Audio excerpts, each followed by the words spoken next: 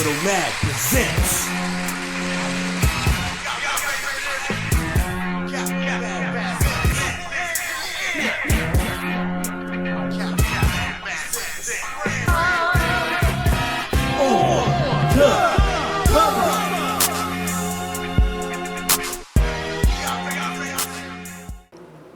Hey y'all, welcome back to the On the Come Up podcast. I'm your host, Shealyn Monet. Today we have an excellent show in store for you. We have Young Chris the artist. Hope you enjoy.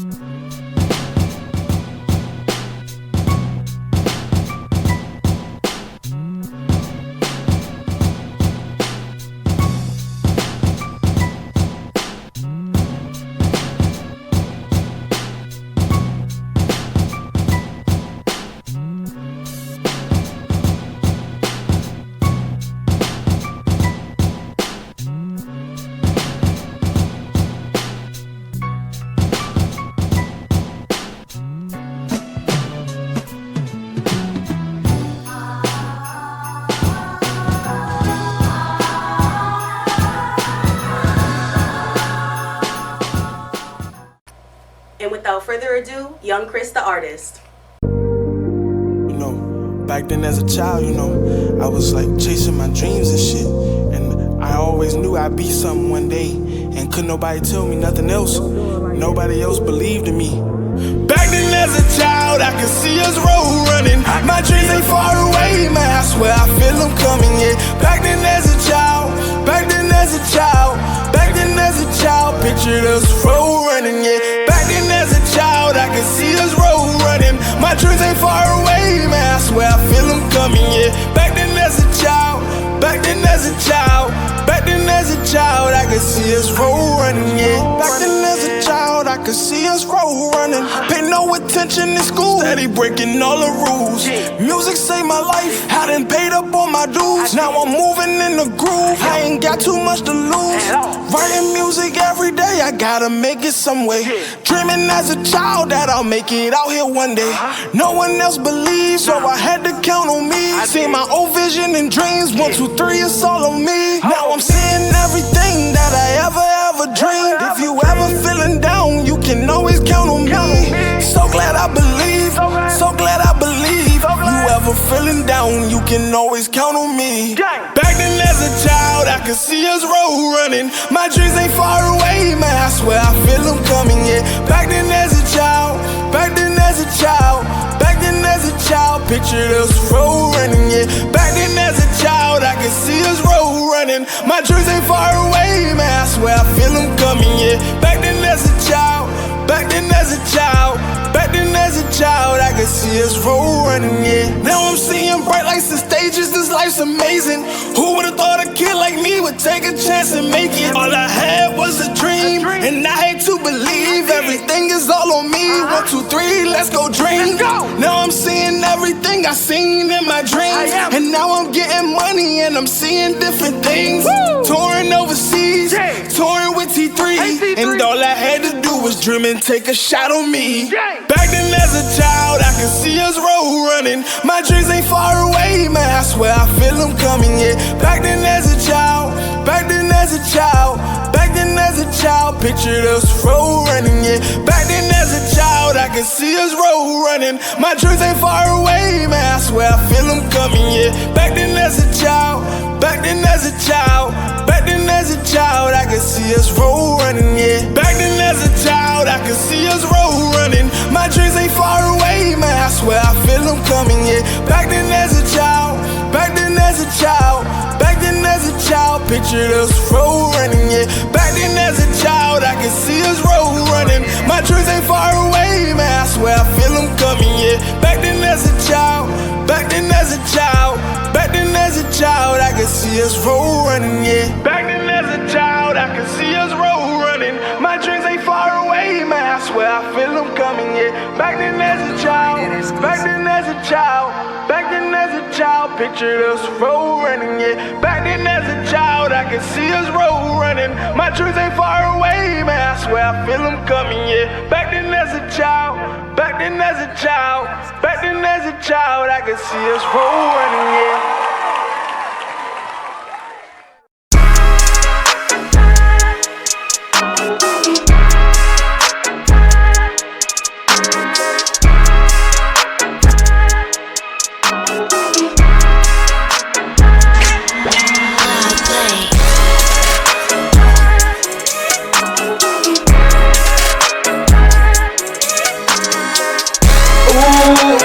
JJDP specialized prison. Ooh, JJDP handling business. Ooh, JJDP so amazing. It's true. Do press for you. Ooh, JJDP specialized prison.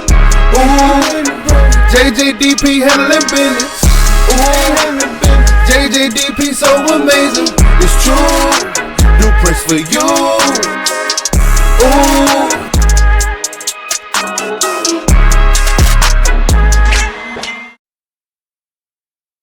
All right, y'all. Welcome back to the On the Come Up podcast. We just heard an amazing performance by young Chris, the artist.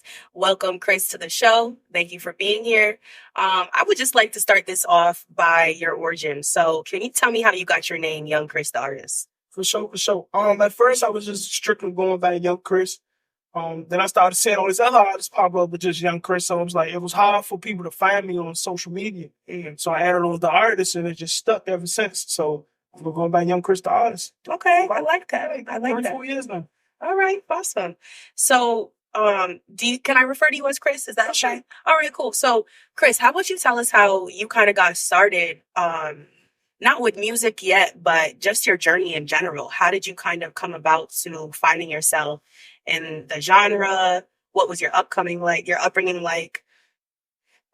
So I grew up in Northeast, a place called 21st Street. I lived with my grandmother for most of my life, and then she passed. So I started back living with my dad and my mom. And just being around music, period. My uncle was an engineer and a producer. He was with Heavy D, Biggie Smalls, Trey Songz, LL Cool J. So just being in the studio around him, recording different artists from around the area. He recorded a lot of go-go bands and things like that. So just being around, it just made me want to do music. And then I got cousins and things that rap and just learning the game. And it built me to who I am now. So it was something that you had really been around your entire life, you would say? Facts. Okay, all right. So from you being a young child and being influenced by people like your uncle, how did that kind of translate into your teenage years and the start of you creating the music like you do now? It showed me I was different. I didn't want to do a lot of things that that other teenagers were into, like smoking and drinking like that, because my uncle, he didn't smoke and drink for real. So it molded me into this person that I am now, and just working hard. Okay, all right. So what is it like being an artist from DC? Would you say it's different than being an artist that's from somewhere else? I feel like DC is a hard place to come out of being an artist. And just being real, it's like once you kind of get a little buzz in DC, you got to keep that buzz. People like what they like. My sound is different. I do more of like an R&B and pop sound. And DC is kind of more like a trap vibe. And I don't do trap music. So it's kind of harder for me as an artist to come out here. That's why I take so many trips and traveling to Texas, Cali, or North Carolina, things like that, because these are places that like different sounds of music. So what would you say that your home base of fans is like then? If, as you said, DC's more kind of a trap vibe, do you still feel as though you have hometown fans?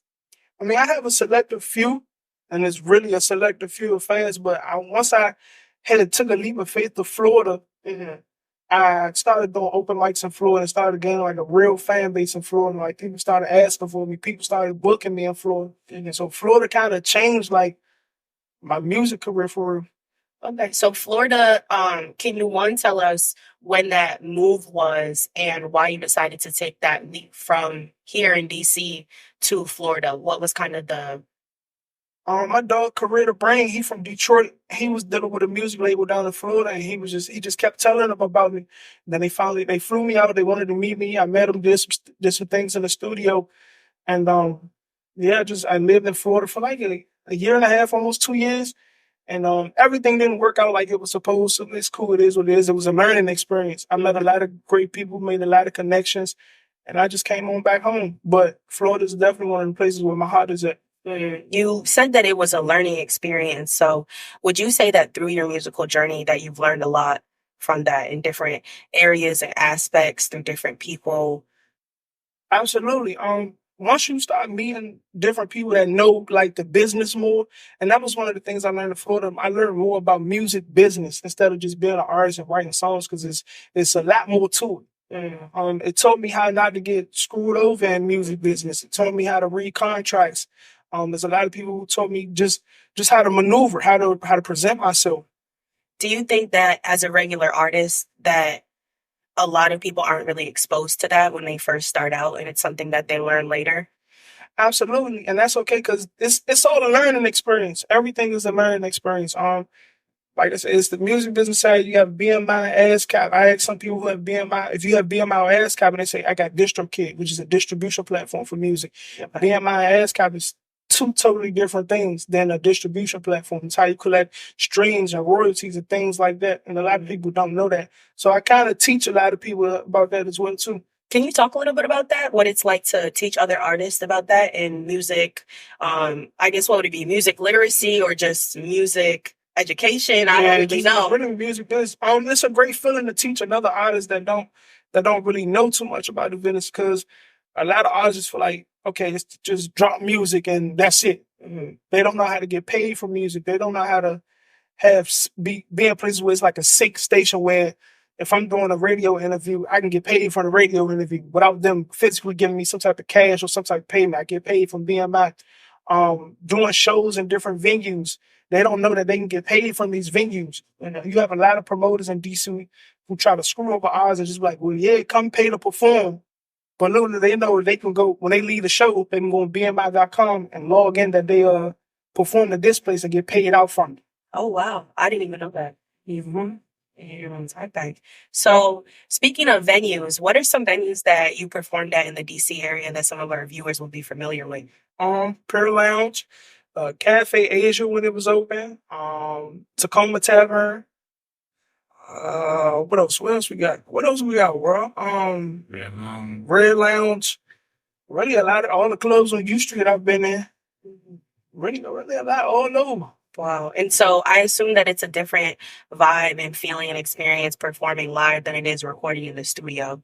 Definitely. You get it's a real reaction. It's a real reaction from different people who don't know you never heard of. Yeah. Okay. All right, cool. So can you talk a little bit about your music? You said you're more of an R&B and pop style. So what's kind of your inspiration to your writing and where do you gain your influence from? I listen to a lot of Biggie Smalls and Eminem. Which I'm really R&B and pop artist, but who else?